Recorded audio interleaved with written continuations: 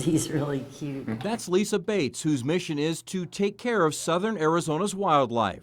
She's created the region's premier wildlife rescue facility. At any given time, Bates and her Tucson Wildlife Center are caring for baby javelina, birds of prey, and bobcats.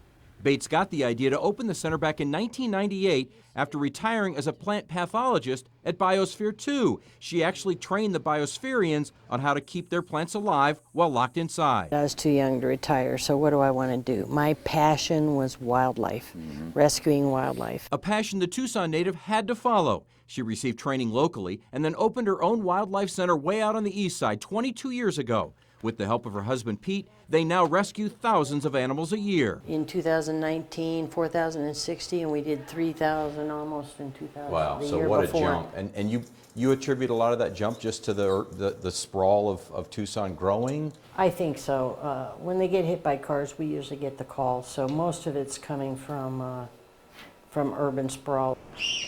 And with the need to care for more injured animals, Tucson Wildlife Center has grown as well, including a new hospital. Tucson Wildlife Center, can I help you? Calls come in, and this is where you first learn about injured or orphaned animals. Exactly. They'll ask questions, and then we can guide them as to whether the animal needs to come in, or maybe they can re-nest them, or if they're on the road and they're badly injured, or an orphan running around with no parents in sight, we can get them to bring them in.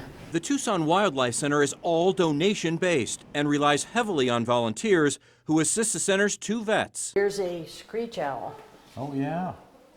Just brought in? Just brought in. This day in triage, Dr. Davies is examining the screech owl, determining the extent of its injuries. If needed, the Wildlife Center has a state-of-the-art surgical room.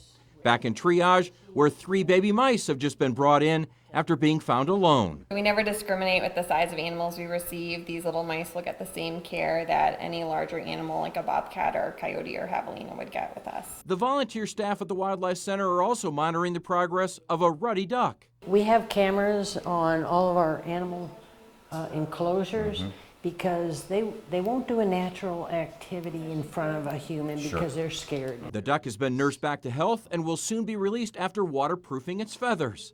Outside, you'll find intermediate rehab enclosures and also the big flight enclosures for birds like this red-tailed hawk, building up its strength before release.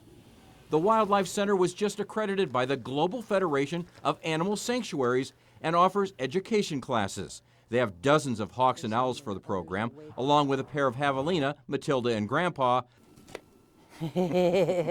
plus a number of sanctuary bobcats, including Wilbur and Wilma. Let's say hi to Wilma.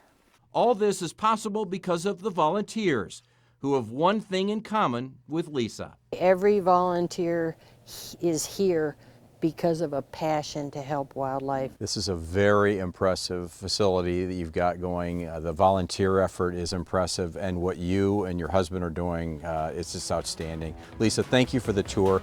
Absolutely, Arizona is Tucson Wildlife Center. Thank you. Thank you so much.